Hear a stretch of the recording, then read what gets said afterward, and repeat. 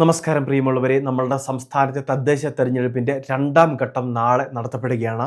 December മാസം 11-ാം തീയതി വ്യാഴാഴ്ച ബാക്കി ശേഷിക്കുന്ന 7 ജില്ലകളിലാണ് തദ്ദേശ തെരഞ്ഞെടുപ്പ് നടക്കുന്നത്. തൃശ്ശൂർ, മലപ്പുറം, പാലക്കാട്, കണ്ണൂർ, കാസർഗോഡ്, കോഴിക്കോട്, വയനാട് തുടങ്ങിയ 7 ജില്ലകളിലാണ് നാളെ തദ്ദേശ തെരഞ്ഞെടുപ്പുകൾ നടത്തുന്നത്.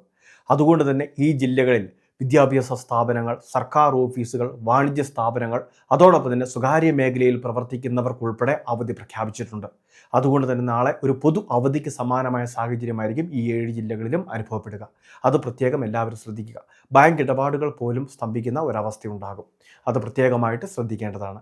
ഇനി ഈ ഒരു സാഹചര്യത്തിൽ വോട്ട് ചെയ്യാൻ പോകുന്നവർ, കന്നി വോട്ടർമാർ ഉൾപ്പെടെ എല്ലാവരും ശ്രദ്ധിക്കേണ്ട പ്രധാനപ്പെട്ട കുറച്ച് കാര്യങ്ങളുണ്ട്. ഏറ്റവും പ്രധാനപ്പെട്ടത്, നമ്മൾ പോളിംഗ് ബൂത്തിലേക്ക് പോകുമ്പോൾ കൃത്യമായിട്ട് സ്ലിപ്പുകൾ ഉണ്ടാവും. അതുകൂടാതെ ഏതെങ്കിലും ഫോട്ടോ പതിച്ച ഒരു തിരിച്ചറിയൽ കാർഡ് കയ്യിൽ കരുതുന്നതിന് വേണ്ടി ശ്രദ്ധിക്കണം. നമ്മളുടെ വോട്ടർ ലിസ്റ്റിലെ പേരും അതോടൊപ്പം തന്നെ നമ്മൾ തിരിച്ചറിയൽ രേഖയായിട്ട് കാണിക്കുന്ന ആ ഒരു ഡോക്യുമെൻറ്റിൻ്റെ പേരും അത് തുല്യമായിരിക്കുന്നതിന് വേണ്ടി ശ്രദ്ധിക്കേണ്ടതാണ്. പേരുകളിൽ പൊരുത്തക്കേടുകൾ ഒഴിവാക്കുന്നതിന് വേണ്ടി പ്രത്യേകമായിട്ട് ശ്രദ്ധിക്കുക. ഡോക്യുമെൻറ്റുകൾ കൃത്യമാണെന്ന് പരിശോധിക്കുക.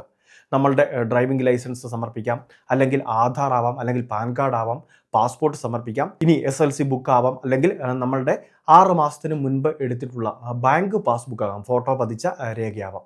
അപ്പോൾ ഇങ്ങനെയൊക്കെയുള്ള ഡോക്യുമെൻറ്റുകൾ, വലിയ ഡോക്യുമെൻ്റൊക്കെ ആകുമ്പോൾ അത് കൈകാര്യം ചെയ്യുന്നതിന് ബുദ്ധിമുട്ടുണ്ട്. അതുകൊണ്ട് തന്നെ വോട്ടർ ID യോ അല്ലെങ്കിൽ ആധാർ കാർഡോ അങ്ങനെയുള്ള രേഖകളുമായിട്ട് എത്തിച്ചേർന്നാൽ നമുക്ക് ഈ സമ്മതിദാനാവകാശം വിനിയോഗിക്കുന്നതിന് വേണ്ടി സാധിക്കും. ഇത് നമ്മളുടെ അവകാശവും കടമയുമാണ് എന്നൊരു കാര്യം പ്രത്യേകം ശ്രദ്ധിക്കുക. ഇനി അത് മാത്രമല്ല, വീട്ടിൽ പ്രായം കൂടുതലുള്ള വ്യക്തികൾ കൃത്യമായിട്ട് വോട്ടിംഗ് ചെയ്യുന്നതിന് വേണ്ടി എന്തെങ്കിലുമൊക്കെ ഈ കാര്യങ്ങളിൽ സാങ്കേതികപരമായിട്ടുള്ള വശങ്ങളൊക്കെ അറിയാതെ പോകുന്ന വ്യക്തികളാണ് എങ്കിൽ അവർക്ക് വേണ്ടി നമ്മളുടെ വീട്ടിലെ മറ്റാർക്കെങ്കിലുമൊക്കെ സഹായിയായിട്ട് നിൽക്കുന്നതിന് വേണ്ടി കൂടി സാധിക്കുന്നതായിരിക്കും. അത് പോളിംഗ് ബൂത്തിൽ എത്തിക്കഴിയുമ്പോൾ കൃത്യമായിട്ട് ഉദ്യോഗസ്ഥരെ ഈ കാര്യങ്ങൾ ധരിപ്പിക്കുക. ആദ്യം നമ്മൾ പോയി വോട്ട് ചെയ്യുക, അതിനുശേഷം സഹായം ആവശ്യമുള്ള നമ്മളുടെ ആളെ കൃത്യമായിട്ട് വോട്ട് ചെയ്യുന്നതിന് വേണ്ടി സഹായിക്കാനും നമുക്ക് സാധിക്കുന്നതായിരിക്കും. ഇനി അത് മാത്രമല്ല, പഞ്ചായത്ത് തെരഞ്ഞെടുപ്പിലൊക്കെ ആണെങ്കിൽ കൃത്യമായിട്ട് അവർക്ക്, അതായത് പഞ്ചായത്ത് തലത്തിലുള്ള പോളിംഗ് ബൂത്തൊക്കെ ആണെങ്കിൽ 3 വോട്ടുകൾ അവർ ചെയ്യേണ്ടതായിട്ടുണ്ട്.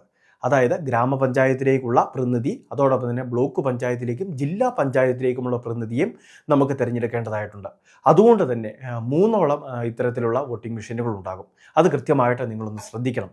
ആദ്യത്തേതിന് വെള്ള നിറമായിരിക്കും, രണ്ടാമത്തേത് വരുമ്പോഴേക്കും പിങ്ക് നിറമായിരിക്കും, മൂന്നാമത്തെ മെഷീന് ഇളം നീല നിറമായിരിക്കും കാണപ്പെടുക.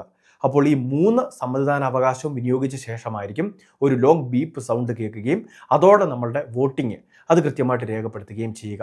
അതുകൊണ്ട് തന്നെ 3 വോട്ടും ചെയ്യുന്നതിന് വേണ്ടി ശ്രദ്ധിക്കുക. എന്നാൽ മുനിസിപ്പാലിറ്റി, കോർപ്പറേഷൻ തലങ്ങളിൽ അത്തരം ബുദ്ധിമുട്ടുകളില്ല, ഒരു വോട്ട് മാത്രമേ ചെയ്യേണ്ടതായിട്ടുള്ളൂ. അപ്പോൾ ഈ പ്രധാനപ്പെട്ട കാര്യം തീർച്ചയായിട്ടും ശ്രദ്ധിക്കുക. ഇത് നമ്മളുടെ കടമയും അവകാശവുമാണ് എന്നൊരു കാര്യം പ്രത്യേകമായിട്ട് നമ്മൾ ഓർമ്മയിൽ വയ്ക്കുക. ഏറ്റവും പ്രധാനപ്പെട്ട കുറച്ച് ഇൻഫർമേഷനാണ് ഷെയർ ചെയ്തത്. ഇതുപോലുള്ള വിവിധ അറിയിപ്പുകൾക്ക് ചാനൽ സബ്സ്ക്രൈബ് ചെയ്യുക, ഫോളോ ചെയ്യുക.